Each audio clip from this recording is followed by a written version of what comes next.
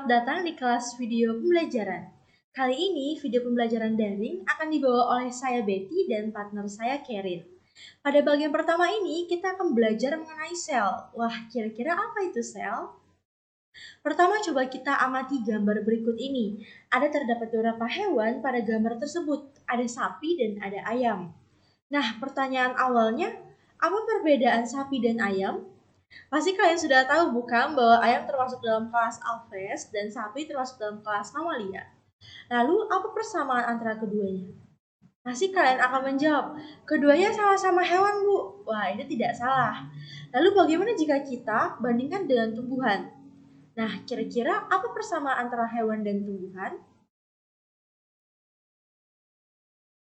Persamaan antara hewan dan juga tumbuhan maupun antara organisme hidup lainnya adalah semua tersusun atas sel. Nah, teman-teman, sel sendiri merupakan unit terkecil yang menyusun tubuh makhluk hidup dan sebagai tempat berlangsungnya fungsi kehidupan. Wah, tahukah kamu bagaimana bentuk sel? Seperti apa bentuknya? Apakah seperti ini? Wah, tentu saja bukan seperti itu. Jadi bentuk sel kurang lebih seperti gambar berikut ini. Nah, gambar berikut adalah sel bakteri, yang mana sel ini termasuk dalam sel prokariot. Nah, teman-teman, setelah mengenal pengertian sel tadi, kita dapat mengibaratkan sel itu sebagai semangkuk bakso. Nah, mangkuk itu diibaratkan sebagai membrannya, yang dimana membran sebagai pembatas antara sel dengan lingkungan luar. Kemudian, untuk baksonya sendiri kita ibaratkan itu sebagai nukleus, yaitu berfungsi sebagai pengatur kegiatan sel. Kemudian kuah baksonya itu kita ibaratkan sebagai sitoplasma, yaitu berfungsi sebagai pelarut sel. Dan komponen bakso lainnya itu diibaratkan sebagai organel sel yang memiliki fungsinya masing-masing. Nah, untuk sel itu sendiri, sel terbagi menjadi dua, ada sel prokariotik dan eukariotik. Nah, sel prokariotik ini adalah sel yang tidak memiliki membran inti. Contohnya adalah bakteri dan ganggang biru. Kemudian, untuk struktur sel prokariotik ini, dinding sel tersusun dari peptidoglodikan, lipid, dan protein. Fungsinya adalah sebagai pelindung dan pemberi bentuk tubuh. Untuk membran plasma tersusun dari karbohidrat, lipid, dan protein, dan memiliki fungsi sebagai pelindung molekuler sel terhadap lingkungan di sekitarnya.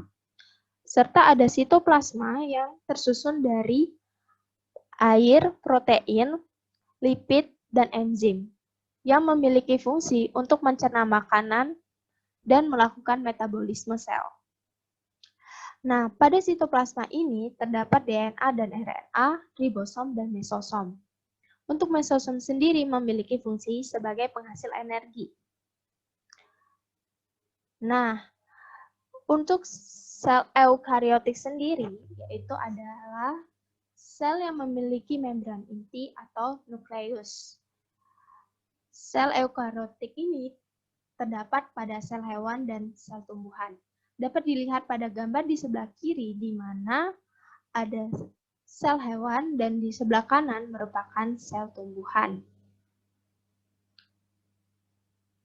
Strukturnya sendiri adalah membran plasma, yaitu membran yang bersifat semi-permeable, yang artinya dapat dilalui oleh molekuler atau ion tertentu. Nah, molekuler atau ion ini nantinya akan masuk ke dalam sel melalui membran plasma itu sendiri.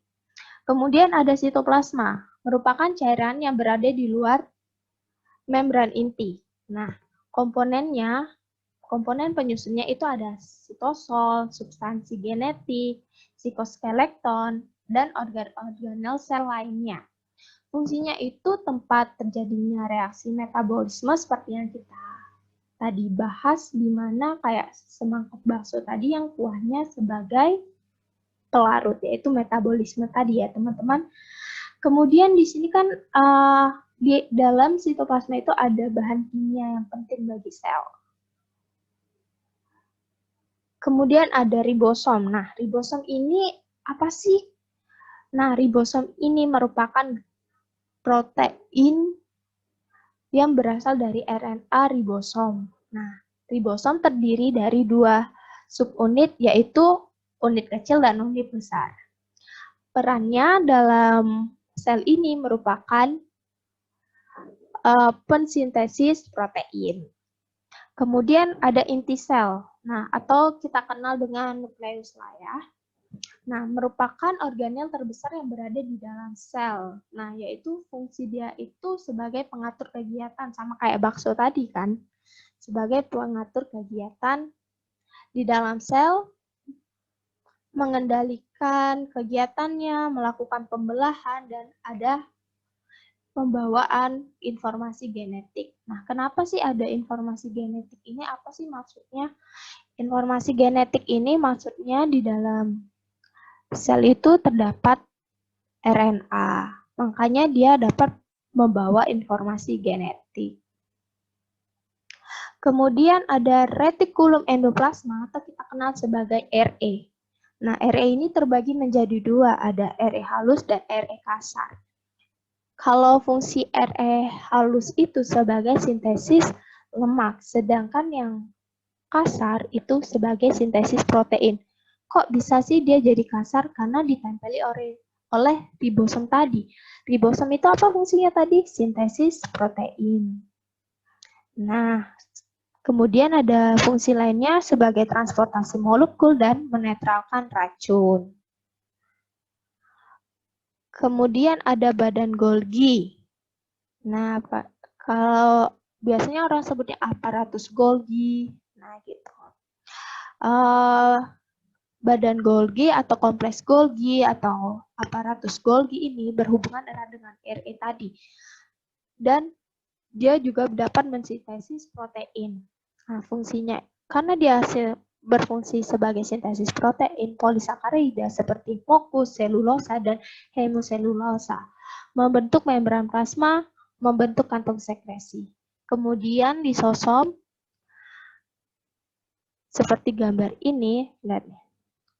Nah, merupakan kantong membran yang berisi enzim hidrolitik seperti enzim protasiase, lipase, nuklease, fosfatase, dan enzim pencerna lainnya. Fungsinya sendiri melakukan pencernaan ya.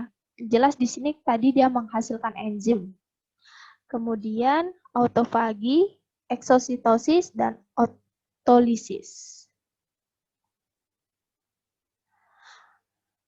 Kemudian ada mitokondria. Nah, mitokondria ini memiliki dua membran, yaitu membran dalam dan membran luar. Kalau membran dalam atau krista ini membentuk tonjolan yang berfungsi memperluas permukaan agar penyerapan oksigennya lebih efektif.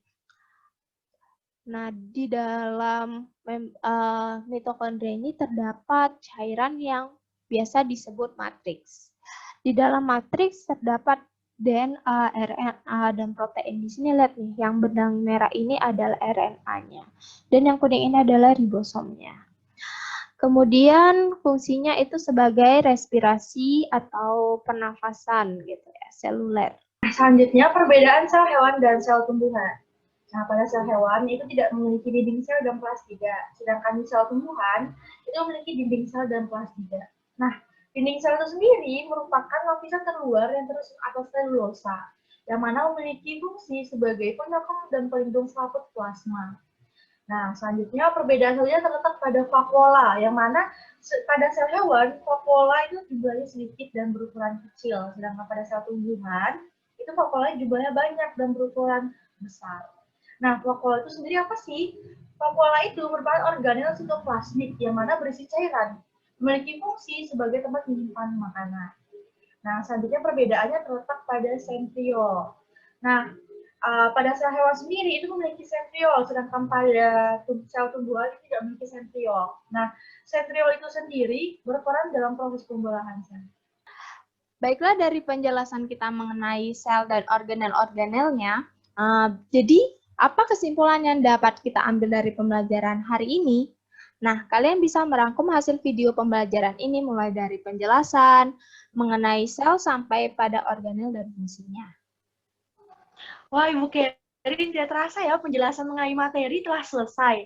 Nah, anak-anak, apabila terdapat pertanyaan yang ingin kalian tanyakan, dapat melalui kolom chat yang tersedia di bawah ini ya.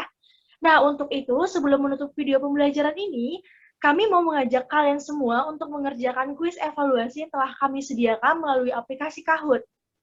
Nah, kalian bisa mengakses kuis tersebut dengan link di bawah ini. Nah, untuk menutup video pembelajaran kali ini, saya memberikan sebuah pantun terlebih dahulu. Paman Shinchan ngefans sama Aura Kasih, sekian dan terima kasih.